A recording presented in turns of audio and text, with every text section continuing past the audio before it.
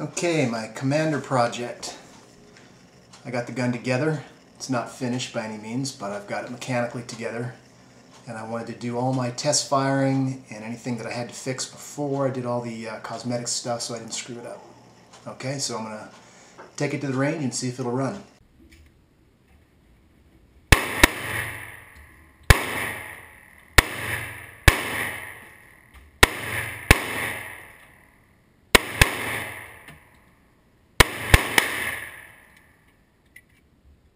See here me pondering the fact that my brass is going downrange and my safety is sticking. So let's see if I can fix it.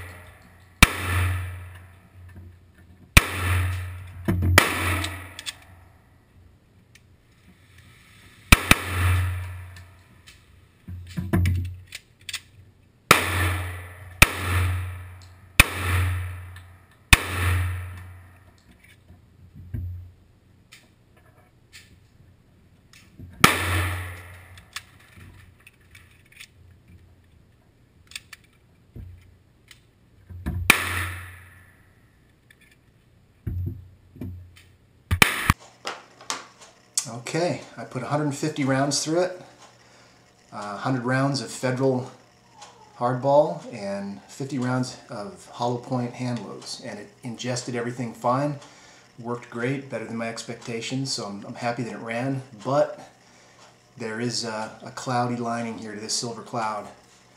My grip safety, as you can see here, now after shooting it is sticking down, so I've got to address that problem. And I have an ejection problem where my brass, instead of going over and back, is going out and downrange, which is no big deal unless you're reloading, which I do, and I shoot at an indoor range and all my brass is, heading towards my target. The problem that I think I did, mistake I made actually, is the Caspian uses a 9mm ejector, which is smaller, and I beveled it like a 45 ACP ejector.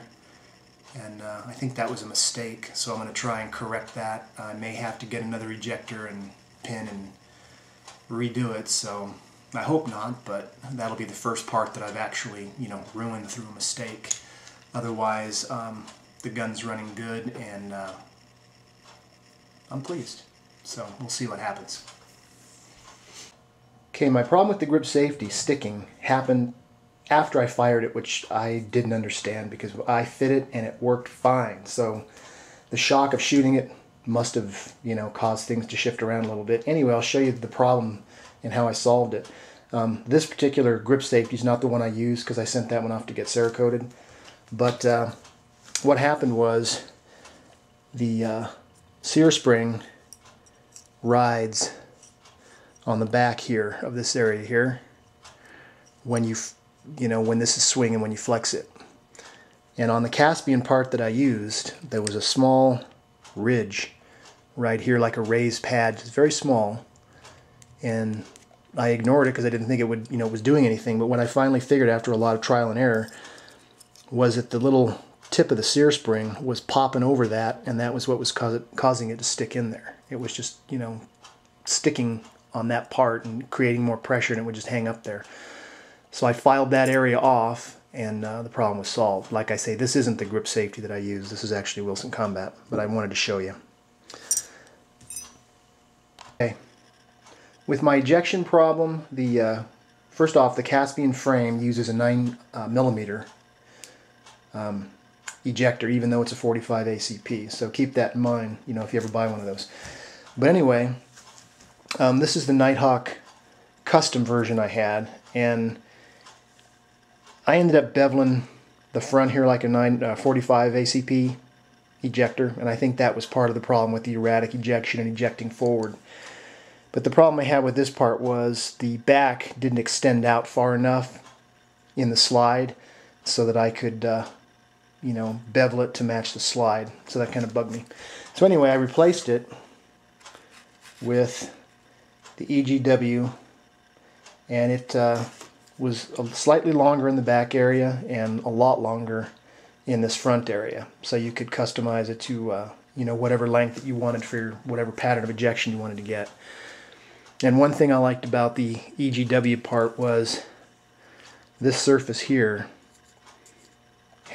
was beveled down to aid the casings ejecting, you know, outward this way as they come out of the ejection port.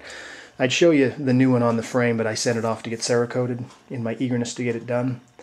But I wanted to let you know what I did. And I also tightened up the extractor, and that seems to have solved my ejection problem. So problem solved there.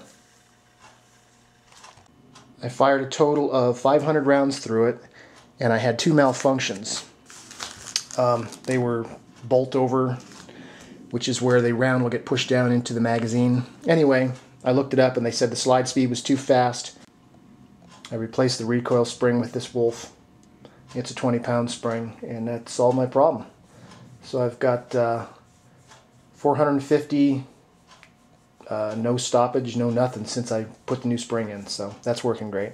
As far as parts I ruined the mainspring housing, and of course the ejector. What I did here that I screwed up is I had to, you know, fix the length here, which I did a good job. It fit there in the frame really well. I tried to fix this area here on the bottom, which goes inside the magazine well of the pistol. There's a line, and I tried to continue that body line, and I totally blew it. So that cost me 40 bucks. So anyway, there's the only 2 parts that I ruined. This was just purely cosmetic. I could have used it if I didn't mind looking at my screw up for the rest of my life, but can't handle that. Okay, now here's some raw excitement. I'm going to show you the tools that I used to do the job. One tool that I'm not showing here is a bench vise. You're going to need a vise to hold stuff. It'd be really hard to do it without it. What I did is I got a little ball-peen hammer for knocking things in. I've got a soft hammer with a plastic end and a brass hand so I don't mess stuff up. I got my brass sight punch. I've got my little roll pin punch for the ejector pin. I've got a little rat tail file here. I've got my slide lug file here. I've got 3 stones. These 2 are for polishing. I showed you those before in the video. This is a medium grit, general purpose kind of one that I've got for doing trigger work. I got a Burnell driver kit that's got the, for hex screws, it's got some regular screwdriver bits in here, and it's got the bushing driver there.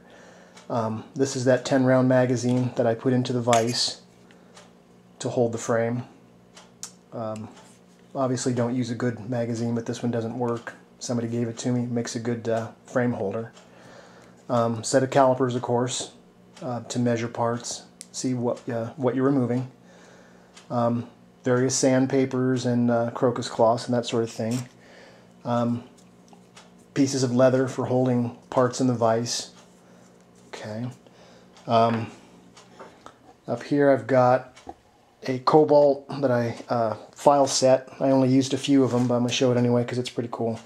It wasn't too much money. I think I got this at Lowe's. A set of files here, of course, so I used those. This is my buck knife kit that I've had since, for 30 years or more, since I was anyway, I've had that for a long time. That worked great for polishing up the slide. It's got 2 different stones. It's got some honing oil in there, which I used, so that worked out serendipitously. I didn't have to buy that. I got some Brunel's lapping compound, the 600 grit for lapping the slide. And that's basically all the tools that I used to put the gun together. Okay, these are my reference materials that I used, as well as, internet forums and stuff, but you got to take anything on the internet with a grain of salt, including this. I've got Jerry Kuhnhausen's 2 books. This is volume 1. This shows you just a ton of stuff on how to do it. Book 2, you don't really need it as much. It shows specs, so you can tell if a part's inspect, if you need to measure holes or any of that sort of thing. This shows you the specs on all the parts, so this is a good book to have too. One of the reasons I went with Caspian is because their parts are known to be in spec, and I didn't want to deal with, you know, trying to get things where they should have been when I bought them. I've made that mistake before. This book by Patrick Sweeney I bought a couple years ago, and it's got some good stuff here on 1911s too that is worth reading.